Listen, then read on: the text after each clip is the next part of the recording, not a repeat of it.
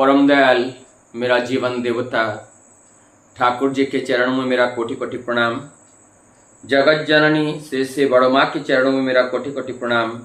परम पूज्य पादो श्री बड़दा के चरणों में मेरा कोटि कोटि प्रणाम। परम पूज्य पादो श्री आचार्य देव दादा के चरणों में मेरा कोटि कोटि प्रणाम। परम पूजनीय अविंद एवं ठाकुर परिवार के सभी के चरणों में मेरा कोटि कोटि प्रणाम। आज इस ऑनलाइन सत्संग में उपस्थित ठाकुर जी के पुत्र पांचधारी कर्मीगण, इष्ट प्राण दादा, माताएं, छोटे छोटे बच्चे, सभी को यथावत स्थान पर मेरा आनंदित जय गुरु प्रणाम और ढेर सारा प्यार। अभी अभी हम लोगों ने कीर्तन, भजन, ठाकुर जी के पवित्र ग्रंथ का पाठ एवं अपने जीवन को प्रकृष्ट रूप में ले जाने के लिए जो शपथ पत्र अर्थात प्रार्थना हम लोग करते हैं, ये सब के बीच ये जो परिवेश है, एक मधुर परिवेश में, एक मधुर भाव में परिवेशित होता है, तब परम दयाल श्री ठाकुर जी के जो निर्देशित हमारे जीवन के लिए अनुकरणीय, अनुसरणीय जो अमृत कथा है, उस अमृत कथा को आत्मसात करने के लिए हम सब प्रयास करते हैं। आज इससे पहले थोड़ा आश्रम संवाद, अभी अभी हम लोग देवघर धाम गए थे। वहाँ पर सभी लोग सकुशल हैं। आचार्य दादा से, पूजनीय सिपाही दादा से एवं ठाकुर परिवार के और अनेकों जन से हम लोगों का उनका दर्शन प्रणाम हुआ। और हमारे पूजनीय बिंकीदा, पूजनीय अविंदा सब बाहर हैं। अभी ये कॉन्फ्रेंस में जो लोग जाएंगे उनसे फिर मुलाकात होगी। मूल बात ये है, जब हम लोग आश्रम जाते हैं, अपने को एक सिस्टम में लाने का एक बहुत मौका मिलता है। भोर कीर्तन से लेकर प्रार्थना, वाणी पाठ, फिर जो नाम ध्यान, फिर गुरु ग्रंथ साहब का पाठ, उसके बाद कभी भजन होती हैं, कभी नहीं होती हैं। फिर आचार्य देव दादा नाट मंडप पे बैठते हैं, कभी 12 बजे तक, कभी 1 बजे तक, लगभग 10 बजे से लेकर के उनके अमृत कथा वार्ता सुनने को मिलता है। और हमने देखे हैं उनकी जो प्रेरणा है, किस तरह से हम ठाकुर जी को समझ पाएं, कैसे हम ठाकुर जी को लेकर के चल पाएं, यही प्रेरणा हम लोगों को देते हैं। जीवन चलने के पथ पर अनंत बाधाएं, अनंत भक्तों के जीवन में आती हैं। वही समस्या को लेकर के परमधाम देवघर आचार्य चरण तले पहुंचते हैं। जब निवेदन होता है और उसका जो अमृत स्वरूप जो आशीर्वाद मिलता है, बहुत ही स्मरणीय होते हैं। और उस बात से श्रवण करने से हमारे जीवन की अधिकांश समस्याएं, अधिकांश प्रश्न शून्य हो जाता है। इसलिए बीच बीच में ठाकुरबाड़ी अर्थात देवघर धाम, परम दयाल की लीला भूमि में जाना और आचार्य संघ के साथ साथ भक्त संघ का एक जो शुभ अवसर मिलता है, यह हमारी जीवन को नई दिशा, और हमारी जीवन की दशा, हर चीज में एक अमूलतूल परिवर्तन आता है और ये परिवर्तन हमें इष्टमुखी बनाता है। चलते हैं आज के विषय वस्तु के ऊपर। चला साथी ग्रंथ के 191 जो वाणी है, इस वाणी को हम लोगों ने आज नहीं पहले भी कई बार सुनते आए हैं। अनुलोम और प्रतिलोम के बारे में हम लोग बहुत बार सुने हैं, पाप और पुण्य के बारे में बहुत बार सुने हैं। फिर एक बार हम सुनने या जानने का प्रयास करते हैं। यहाँ पे अनु का अर्थ होता है पीछे पीछे, और वो जो लोम का अर्थ होता है रूप, यानी कि अनुरूप। किसके अनुरूप? ये सत्य के अनुरूप, सत्य के अनुरूप। तो सत्य के अनुरूप अर्थात सत्य की तरह बनना, सत्य की ओर अग्रसर होना, लक्ष्य की ओर आगे बढ़ना। जब हम लक्ष्य की ओर बढ़ते हैं, वो कर्म हमारा पुण्य की ओर जाता है। लक्ष्य की ओर अगर हम कदम रखते हैं तो हम पुण्यत्व की ओर जाते हैं, अर्थात हम लक्ष्य को प्राप्त करने वाले होते हैं। और यदि हम अनुरूप ना हो करके हम सत्य के रख करके उस तरफ अपने पीठ पीछा करते हुए हम अगर दूसरी ओर दिशा में हम चलने लगे तो हम सत्य से दूर जाते हैं, सत्य से दूर भागते हैं। तो सत्य से दूर जाना यही पाप है और सत्य के पास आना यही पुण्य है। मुझे लगता है ये बात को हमें समझा।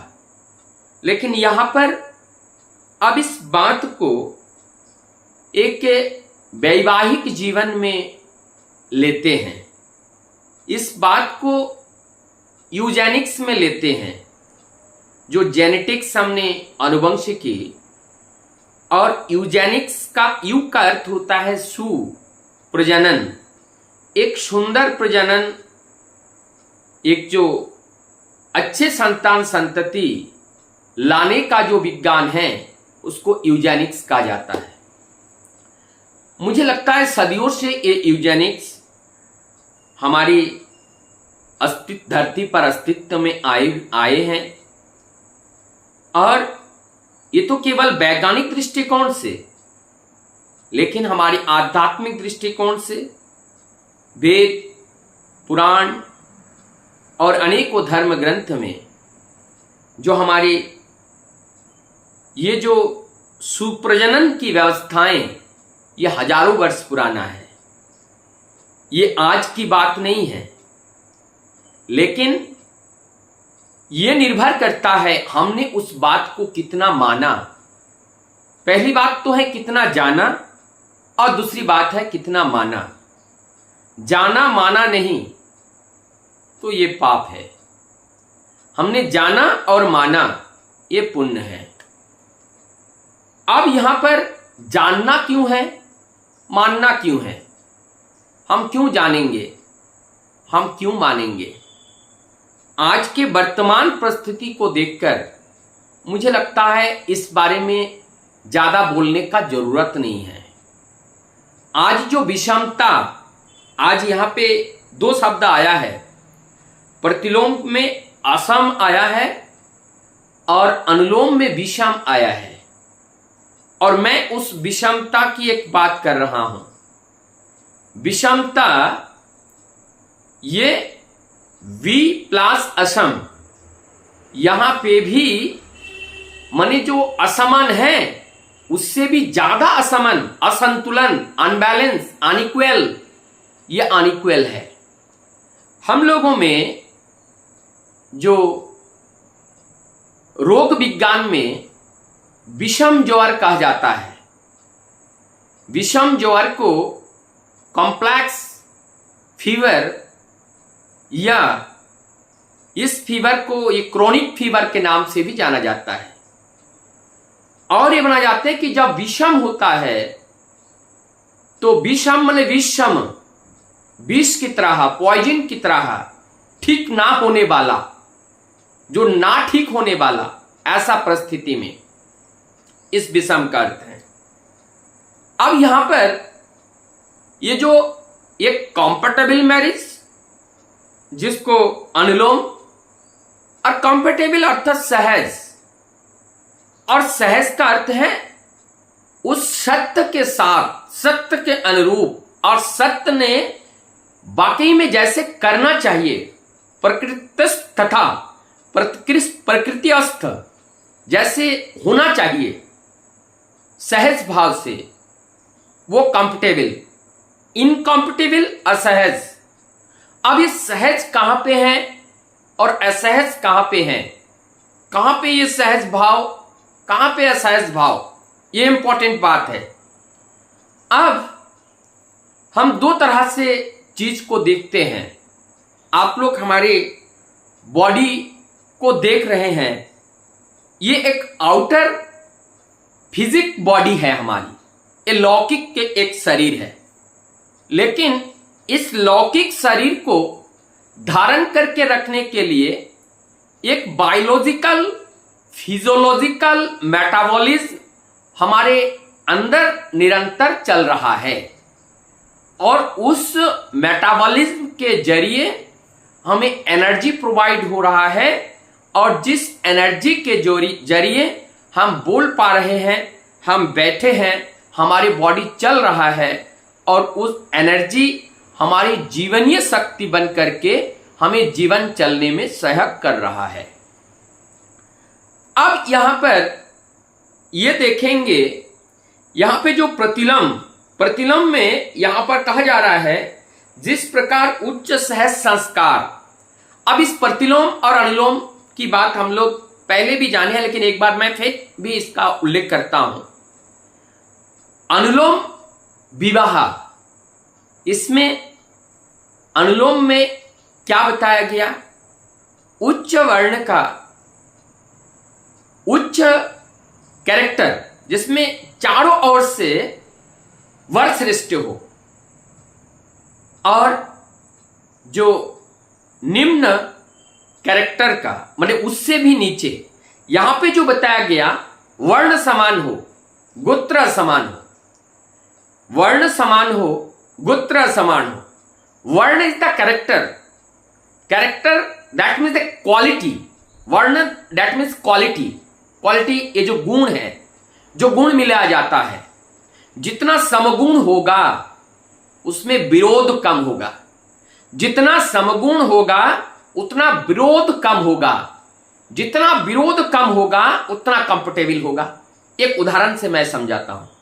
मैं डॉक्टर हूं, तो जब मेडिसिन जो सिरप आता है, वो सिरप को हिला के देखता हूं। देखने पर अगर उसमें झाग ज्यादा आए तो माना जाता है ये सिरप इतनी उच्च क्वालिटी के नहीं है। और झाग किस में आता है, जिसमें होमोजेनिसिटी नहीं होता है, यानी कि जो सॉल्यूट एंड सॉल्वेंट, उसके अंदर जो चीजें जो मिलाया जाता है, एक ज्यादा एक कम, जो ज्यादा उसको सॉल्वेंट कहते हैं और जो कम उसको सॉल्यूट कहते हैं। सॉल्यूट और सॉल्वेंट को का जो पार्टिकल्स है, अगर वो इक्वल है, इस पार्टिकल एंड इक्वल अगर है, तो उसके अंदर एक होमोजेनिसिटी क्रिएट होता है, और दैट होमोजेनिसिटी मिक्सअप होने में उन्हें सहयोग करता है, एक दूसरे के प्रति कोई विरोधाभास नहीं रहता है। तब जाकर के ऐसे सिरप को अगर हिलाया जाए, झाग आएगा भी तो कम आता है। इसी औषधि को श्रेष्ठ औषधि माना जाता है। अब हम इस बात को समझे कि हम अनुलोम और प्रतिलोम में क्या होता है कि ये जो भूमि अर्थात जो प्रकृति अर्थात जो मातृशक्ति है, जो मां है, उसको भूमि कहा जाता है, वो जमीन है। तो जमीन हमारा उच्च क्वालिटी का लेकिन बीज हमारा निम्न क्वालिटी का। अब इस उच्च क्वालिटी का जमीन, निम्न क्वालिटी का बीज, यहां पर क्या हो गया, ये प्रतिलोम हो गया। और यहां पे क्या होगा, जैसे जिस बीज के लिए जो माटी की जरूरत है वो माटी वहां पे नहीं मिला। हमें बताइए, गेहूं का बीज गीला जमीन पे पड़ जाए तो वो पौधा कैसा होगा, उसकी प्रोडक्टिविटी कैसे होगी। और यदि धान का बीज गीला जमीन पे पड़ जाए तो उसका प्रोडक्टिविटी कैसे होगा। ठीक उसी प्रकार से हमारी ये जो माटी है और जो पुरुष जो बीज है, इस दोनों में अगर सवर्ण सेम क्वालिटी है और इसका वंश अलग है तो इसमें मिक्सअप अच्छा होता है। जैसे हम बताएं इसका उदाहरण के साथ, अब फर्टिलाइज हुआ, एक दाम्पत्य में मेल फीमेल पार्टनर का जब मिलन होता है और उनमें जो यूटेरस के अंदर स्पर्म और ओवा का फर्टिलाइजेशन होता है, फ्यूजन होता है। फ्यूजन होने के बाद यदि स्पर्म नीचे कुल का है, उनकी क्वालिटी नीचा है, तो वो स्पर्म अच्छी तरह पेनिट्रेट नहीं कर पाएगा उस ओवा के अंदर, उस अंडे के अंदर। जब पेनिट्रेट नहीं कर पाएगा तो उस स्पर्म और ओवा में एक गुड फर्टिलाइजेशन नहीं होगा, मिक्सअप नहीं होगा। जाइगोट बनता है, एक द्विसूत्र बनता है। जहां से भी आप एक नोक के बराबर छोटा सा पार्टिकल भी लेंगे तो वहां पे भी द्विसूत्र आपको मिलेगा। इतना सुंदर मिक्सअप हो जाता है। और जब मिक्सअप होगा, अगर मिक्सअप नहीं हो पाया तो क्या होगा, वो हैंडीकैप्ड होगा। वो किसी भी तरह का हैंडीकैप हो सकता है या मानसिक रूप से विकृति होगा। तो यहां पर तो क्या होगा, अगर प्रतिलोम है तो जो माता पिता का जो कैरेक्टर्स है वो कैरेक्टर और पतन की ओर जाएगा। और जब वो पतन की ओर जाएगा, यहां पे क्या बताए जाते हैं, जब पतन की ओर जाएगा, अवसन्न कर छोड़ता है अपने शिशु को अपने पिता और माता के सहज और पुष्ट संस्कार से अत या असम होकर भी पाप है। और यहां पे क्या होते हैं, वो प्रोजेनी गुड नहीं होता है। और जब प्रोजेनी गुड नहीं होगा तब क्या होगा, ये प्रतिलोम संतान क्या होता है, वो इष्ट चलन सत्य के पथ पर सहजता के साथ चल नहीं पाता है। उनके विचार और बुद्धि अलग होते हैं। वो सत्य के विपरीत चलने का प्रयास करता है प्रतिलोमा संतान। तो जब एक हमने पहले भी जाना, जो सत्य के विपरीत चलने वाले को क्या कहते हैं, पाप, और सत्य के अनुरूप चलने वाले को क्या कहते हैं, पुण्य। तो यहां पे हमें पापत्य लग जाएगा इस प्रतिलोमाज में। और ठीक इसके विपरीत जब अनुलोमाज होता है, और अनुलोमाज में क्या होता है, ये स्पर्म और ओवा का जो मिलन होता है वो बहुत सुंदर होता है। और तब जाकर के उसमें जो संतान संतति होता है, चाहे कितने भी विषमता उनकी माता पिता के अंदर बहिर्जगत से हो, लेकिन वो इंटरनली अत्यंत सहज होते हैं। और वो सहजता के वजह से उनके अंदर के जो कैरेक्टर्स है, वो जो क्वालिटी है, वो जो गुणवत्ता है, उस गुणवत्ता में वर्धनशीला होकर के वो इष्ट अनुगामी होते हैं, सत अनुगामी होते हैं। और वहां पे डिफेक्ट होने का संभावना बहुत कम रहता है। डिफेक्ट कई तरह के हो सकता है। अत्यंत ज्ञानी बच्चा है लेकिन वो तर्क देता है। वो कैसा तर्क देता है, वो तर्क देता है, सत्य को असत्य बनाने में बड़े माहिर है। तर्क दे करके साधारण लोगों को साधारण लोगों को वो डाइवर्ट कर देते हैं। जैसे आजकल यूट्यूब में बहुत जगह देखा गया, जो अपने संस्कार संस्कृति को भुला करके डाइवर्ट करने का प्रयास करते हैं, सनातन को बदनाम करने का प्रयास करते हैं। ये अधिकतर प्रतिलोमा संतान का ही प्रतिफलन है और जो देखने को मिलता है। तो ये तो हमें कैसा, हमें पाप करना है या पुण्य करना है, हमें अनुलोम विवाह करना है या प्रतिलोम विवाह करना है, तो इस वाणी के अंदर से हमें स्वयं को जान लेना होगा। ये कितना भयंकर है जो ठाकुर जी ने अनेकों वाणी के माध्यम से हम लोगों को सावधान किए हैं। तो हम लोगों की इस बात को पालन करना है। एक वाणी को बताते हुए मैं बात को समापन करूंगा। विवाह विधायना में एक वाणी है, ये 11 नंबर वाणी है विवाह विधायना में। यहां लिखा गया, बांग्ला में है ये, কোন মাটি কোন বীজের পক্ষে পুষ্টি ও সমৃদ্ধি কারক তার সাদৃশ্যকে পরিপোষণ করে শিষ্ট ও সুন্দর করে তোলে দেখে শুনে বুঝে সুঝে সে বীজের জন্য সেই মাটি সংগ্রহ করো যদি সুফল পেতে চাও। এর ব্যতিক্রম ফলকে সংকীর্ণ ও ব্যতিক্রम दुष्ट করে তোলে।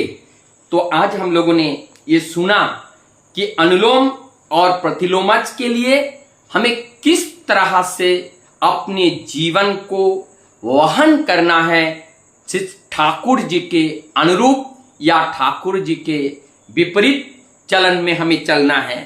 तो हमें ठाकुर जी के अनुरूप चलकर ठाकुर जी के निर्देश को अपने जीवन से मूर्त करने के लिए ठाकुर जी को हमने ग्रहण किया है।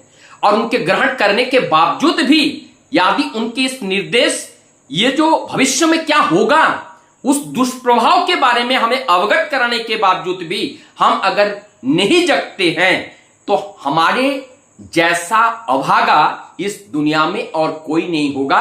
हमें बचना है, परिवार को बचाना है, समाज को बचाना है, राष्ट्र को बचाना है। दोबारा एक बार इस जगत में, इस कलयुग में सत्ययुग का स्थापना करके एक बार आनंद का प्लावन दोबारा इस धरती पर लाने के लिए हम सबका ब्रोती होना है। सबके मंगल प्रार्थना परम दयाल के चरणों में करता हुआ मैं अपने बात को यही विराम देता हूं। जय गुरु। बंद।